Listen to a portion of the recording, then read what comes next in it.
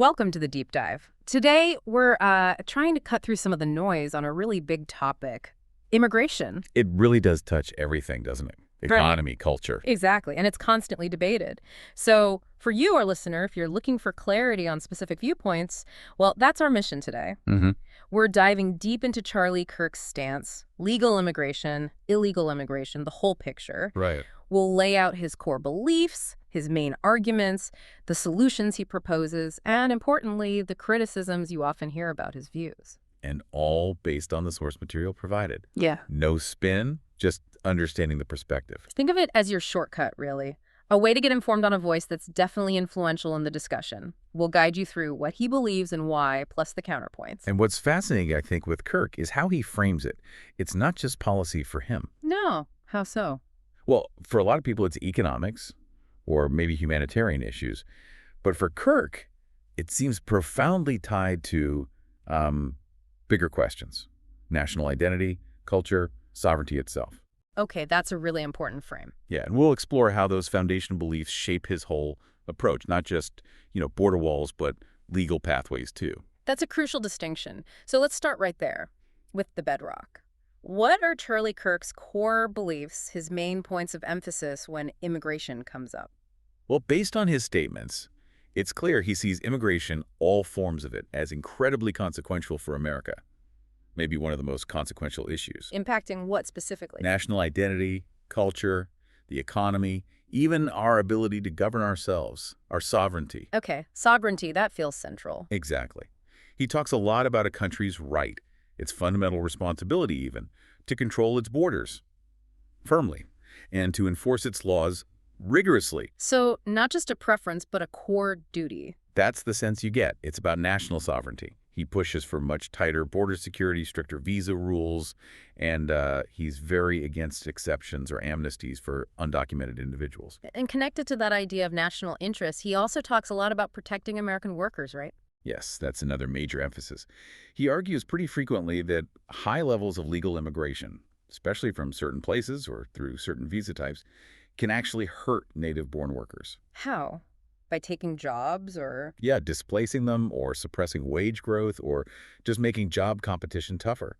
It really boils down to an Americans first economic approach, in his view. An Americans first approach. And does that extend beyond just jobs? Oh, definitely. It ties right into his focus on assimilation and cultural cohesion.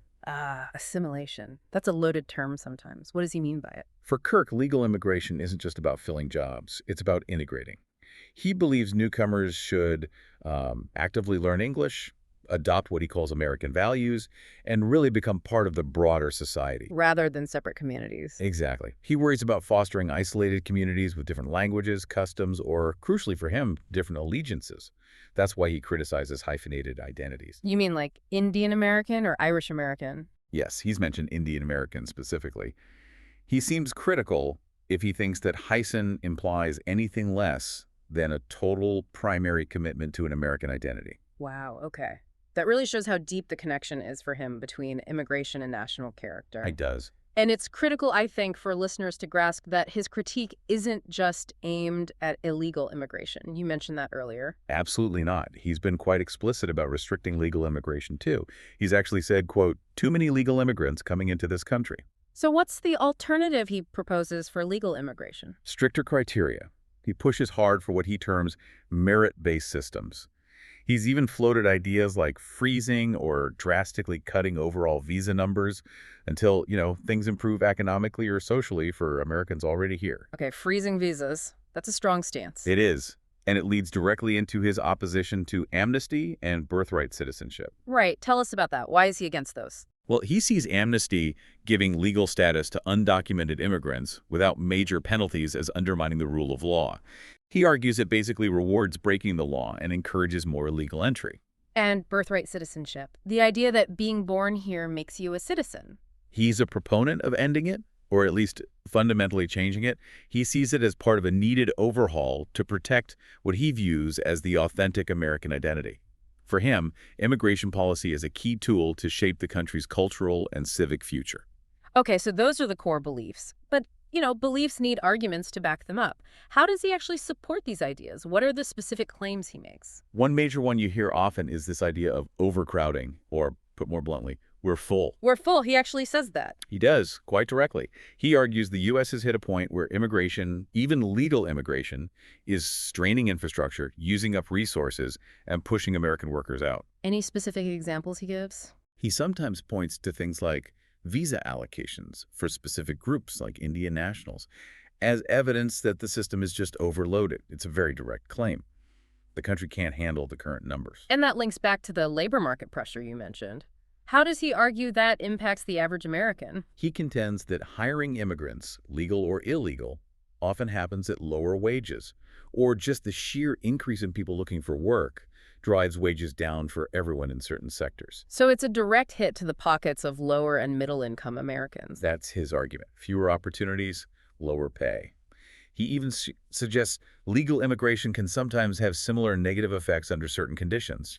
It's about protecting the existing workforce first and foremost. Beyond the economic points, those cultural concerns seem really prominent too. How does he connect a perceived failure to assimilate with cultural fragmentation? Why is that so bad in his view?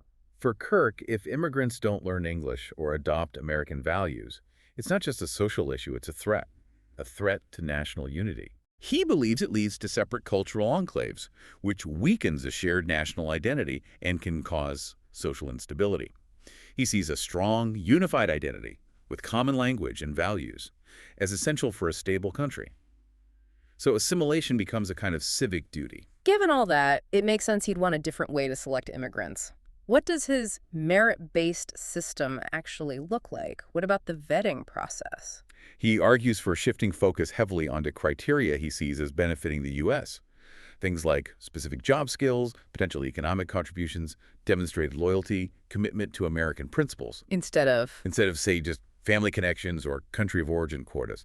He wants fewer green cards overall, maybe competitive point systems where you score points based on your perceived value. and that ties into the no amnesty point too. Absolutely. Strict enforcement, no exceptions. He believes anything less damages trust in the law. He also talks about loyalty, civic, and political loyalty. That sounds tricky to measure. How does he explain that concern? It's a big theme. He expresses his real worry that some immigrants might not be truly loyal to the U.S. or might hold values he thinks conflict with core American principles. And what does he point to as evidence of that? He sometimes connects things like holding dual citizenship or having strong ties to another country or even not speaking English as potential signs of weaker commitment. He fears this leads to divided loyalties and a less unified nation. Okay, that lays out his perspective pretty clearly. But of course, these views face a lot of criticism. And that raises the question, what are the weaknesses or the main counter-arguments opponents bring up? Good point. What are some of those criticisms, maybe starting with the economy? Well, the big counter is that immigrants, especially legal ones, often do jobs Americans don't want, or they boost innovation, start businesses, and help with demographic growth, which is important for things like Social Security down the line. Right, the argument that immigration actually fuels the economy. Exactly. And critics worry that if you restrict visas too much, particularly for skilled workers, you could really harm key sectors. Tech, science, medicine, universities. You could end up hurting the very economy you're trying to protect. That's the concern. Dampening dynamism, losing a competitive edge. What about the non-economic criticisms, like the fairness aspect you touched on with assimilation? That's a big one. Critics question how you objectively define things like assimilation, loyalty, or value. Aren't those inherently subjective? And potentially discriminatory. That's the risk they highlight. Who gets to decide what qualifies as sufficiently American? They argue it ignores the value of cultural pluralism, the idea that diversity itself is a strength. That makes sense. And internationally, what are the potential downsides of Kirk's approach? Diplomatically, it could get messy, straining relationships with other countries if you drastically cut visas for their citizens. And it might discourage talent from coming here. That's a major worry, the brain drain. If the U.S. seems unwelcoming, the best and brightest students and professionals might just go elsewhere, taking their skills and ideas with them. Then there are the moral arguments. What do those usually focus on? Often on a sense of moral obligation. Critics argue that very strict restrictions might clash with duties to help refugees, asylum seekers, or just people in desperate situations. It brings up questions about human rights and compassion.